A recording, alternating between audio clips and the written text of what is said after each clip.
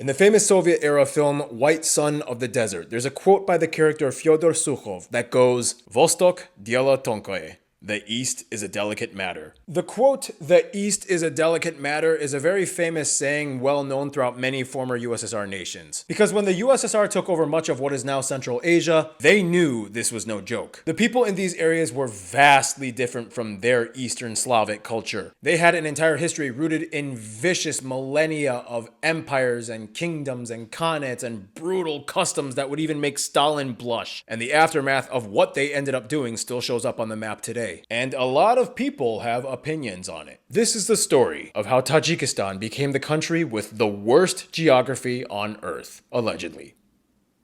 Let's have a geography talk. Hey Geography peeps, how you doing? Oh my gosh, golly goodness, Shaquifa Toddly Wonkles. What do we got here? I'm wearing a Keith shirt, of which you can get at geographynow.com. A lot of my new subscribers are probably like, who's Keith? And to that I say, shh, we all have a Keith in our lives. We all need to let our inner Keith out once in a while, and you can do that by getting a Keith shirt at geographynow.com. We also got like mugs and sweatshirts and whatever. Just check out the website geographynow.com. A lot of good stuff. Do whatever you want, and as I always say, it's not selling out if it's your brand. Anyway, so if you're gonna make a country, what are some key factors you want involved? Maybe you want a place that's close to the ocean so you have access to global trade. Maybe you want a lot of arable land so that you can become more agriculturally sustainable. Maybe you want a location that's far away from a tectonic plate so that you can avoid avalanches and earthquakes and mole people coming out of the ground. F those mole people. The only people you're allowed to be racist against are mole people, by the way. But unfortunately, not every country on Earth is blessed with such factors and variables that go into their physical makeup. When you Google or type in the prompt, which country has the worst geography on Earth, a lot of good candidates will usually pop up, Many of them are African countries like Chad or Niger, landlocked nations that are stuck in the middle of the Saharan desert. That makes sense. Haiti comes up because, they are located right in the hot spot of natural disasters, earthquakes, landslides, floods, and hurricanes. Bangladesh sometimes pops up because, their whole country gets flooded every 3 minutes, and their entire coast is like a shallow delta with no deep water ports, so even international trade is difficult for them. But I would argue none of these countries even compares to the enigmatic and tragic nation of Tajikistan. So for those of you that know about the country of Tajikistan, good for you. For those of you that have no idea what Tajikistan is, it's okay. Feel free to pause this video and check out my Tajikistan video that I made a couple years ago, and then come back here, okay? You can pause right now. And you're back. Thank you. Glad you're up to speed. For those of you that still know nothing about Tajikistan and you didn't bother pausing this video to check out my Tajikistan episode, fine, I'll give you a quick summary. This is why I'm not a teacher in real life. I swear, I don't have the patience for people that don't listen. So Tajikistan is one of the many Central Asian countries that used to be part of the USSR. And it's quite the anomaly because it's the only Iranic country to have been under the Soviets. As in, their closest cousins are the people in Iran and Afghanistan, the Persian-speaking peoples. Their languages are all pretty much mutually intelligible. It's just that they borrow different language words from other peoples. Tajikistan is a Muslim nation. However, the role of Islam is quite different here in contrast to their other Muslim neighbors, and religion is heavily regulated by the state. For example, all Islamic sermons must be approved by the government. Women are not allowed to wear burqas, and men are not allowed to grow out their beards too much because the government says it's affiliated with extremism. People under 35 are not allowed to go to Mecca for Hajj, and children are not allowed to go to the mosque until they are 18 unless they show interest. And on top of that, it's not uncommon to see them drinking alcohol and eating pork products. It's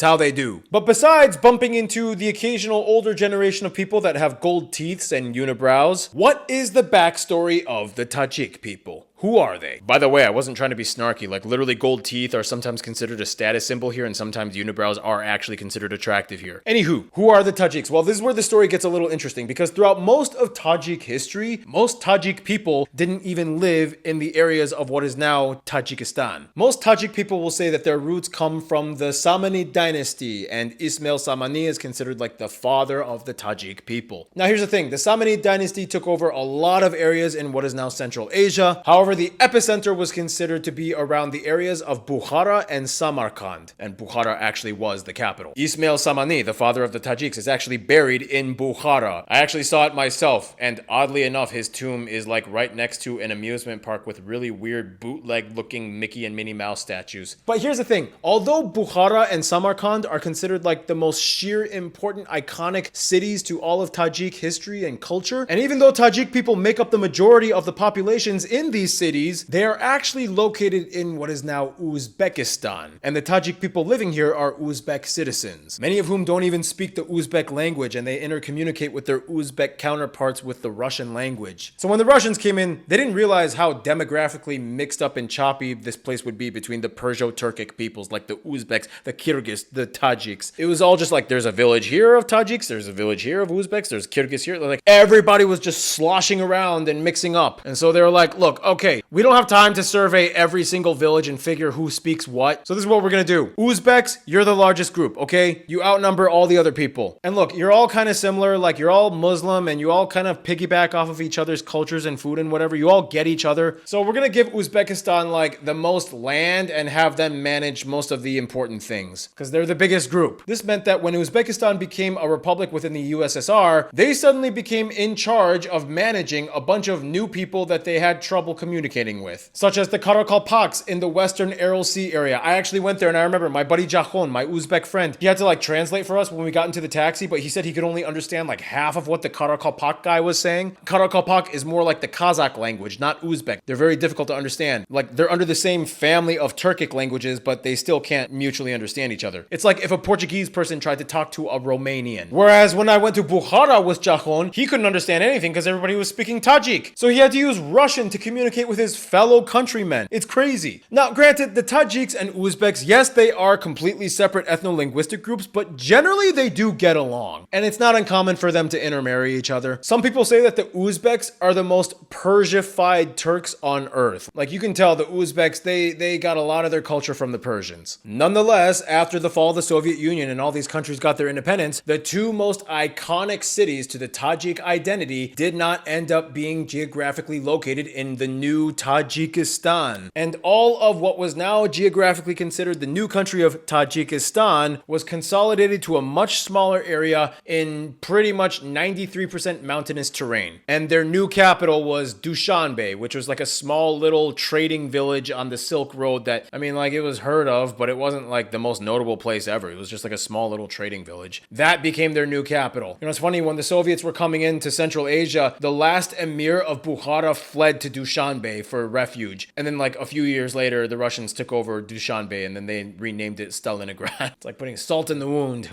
Anyway, yeah, they were pretty much jammed into this 93% mountainous Pamir and Alai mountain ranges. In fact, this makes them the third most mountainous country on earth, right behind Nepal and Bhutan. The craziest thing, the largest portion of their country, the Gorno-Badakhshan Autonomous Province, only like 3% of their population actually lives there. Now here's the thing, like these mountains actually were historically inhabited by Tajiks. It's not like this land was new to them. But the thing is, it wasn't really that important to them. So like, my fellow Americans, imagine if you will, like if all the major sites of cultural significance to the USA, like, you know, the Statue of Liberty, New York, California, Florida, Texas, well, you know, like Disney World, all that stuff. Imagine if all of that suddenly, boop, wasn't part of the USA. And then everything that was considered the USA was suddenly just consolidated to like Wyoming and Utah. Now the USA is just like a landlocked mountainous region. Like, yeah, Wyoming and Utah were parts of the USA, but they weren't like the epicenters of what was culturally the USA, you know? And, you know, like the Statue of Liberty, Disneyland, Hollywood, Dollywood, all that gone, and all that's left, Wyoming and Utah. So there you go. I hope you understand kind of through that analogy. If not, I failed. But at the same time, I don't really care because it's like I'm not your personal tutor and I'm not here to hold your hand through everything. I'm just some guy off of YouTube that you guys chose to watch. If you can't keep up, it's your fault. Anyway, this whole situation of Tajikistan being consolidated is one of the reasons why there are actually more ethnic Tajiks outside of Tajikistan than in it. In fact, Afghanistan today has disputably more Tajiks than Tajikistan, and Tajiks make up a significant portion of Uzbekistan's population. In fact, about a quarter of their entire GDP is remittance money sent sent in from relatives working abroad back to their families in Tajikistan. And about 1 out of every 7 Tajik men live abroad, mostly in Russia or neighboring countries to find work. So that's basically what geographically happened to Tajikistan. But like,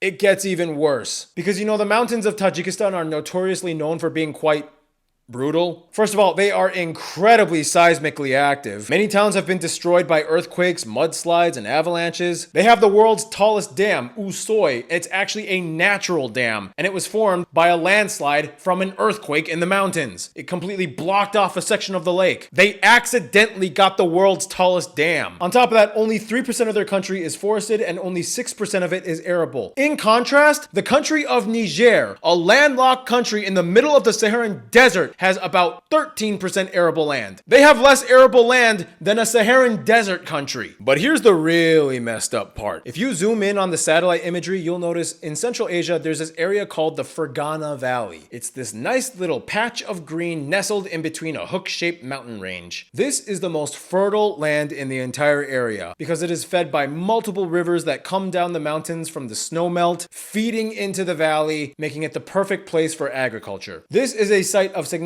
to the Tajiks, Uzbeks, and Kyrgyz peoples. However, when the Soviets came in, they pretty much let Uzbekistan take control of most of it. But they teased Tajikistan ever so slightly. They were like, we'll give you a small sliver of the Fergana Valley. Oh, and in the small sliver of the Fergana Valley that we give you, you can manage the Karakum Reservoir, which feeds into the Sir Darya River, which goes into the Fergana Valley, but you can't have most of the valley. However, you can have a few detached random exclaves of your country in it. You'll have Sarvan in Uzbekistan and Kairagach and Vorukh completely enclaved within Kyrgyzstan, but with no road directly connecting to the main parts of Tajikistan for these exclaves, because Kyrgyzstan needs those roads to access the rest of their country to the west. Whatever, figure it out, you're independent now. Also, I'm not exactly sure, but I heard that Kairagach is actually the Tajik exclave, not Lolazor, and on Google Maps I think they got it wrong. I'm not sure, because if you look at the serrated lines on the map, it's close to Kairagach, but yeah, all my sources say Karagach, but when you click on it, it says Kyrgyzstan. Did Google Maps get it wrong? I don't know, but 2 exclaves of Tajikistan within Kyrgyzstan, 1 in Uzbekistan. That's how it worked out. Oh, and to add insult to injury, it's like, okay, here's this huge exclave called Sokht. It's like 99% inhabited by Tajiks, but we're gonna make it an Uzbek exclave inside Kyrgyzstan, despite mostly being inhabited by Tajiks. It's like, why didn't you just make it a Tajik exclave? Oh, and also FYI, it's going to be really difficult for you to access this part of your country because, you know, it's completely cut off by the Zerafshan mountain range. And the only way to get there is to either take like a day-long drive all the way through Uzbekistan to the other side, or you could take the incredibly dangerous, super narrow, underdeveloped gravel path roads through the incredibly high and dangerous mountains with no guardrail, so you could fall thousands of meters down to your death. But hey, that's a you problem. And the thing is, in 2006, Tajikistan actually tried to address that issue. They built the Anzob tunnel in 2006 as a means to cut off a 4-hour drive through the mountains with sharp, hairpin turns. But the thing is,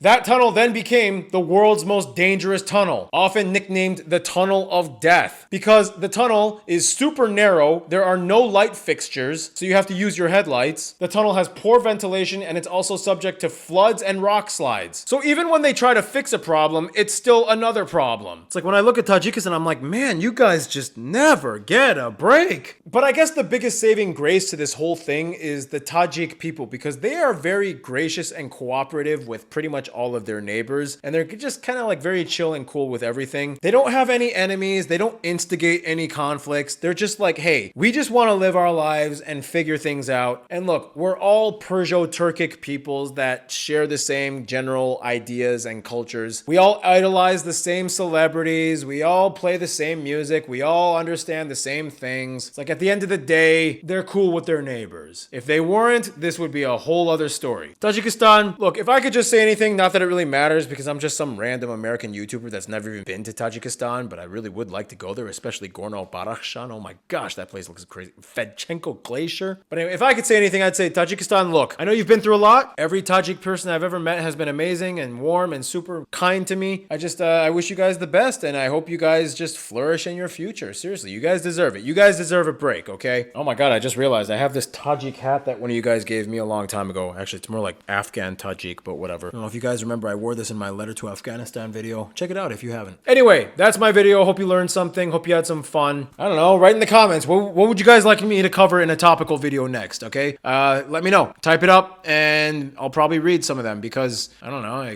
you guys are smart, I assume, so it's good to have smart people help you. So, yeah, help me out. Give me some ideas. In the meantime, that's my video. Stay cool. Stay tuned. Cheers.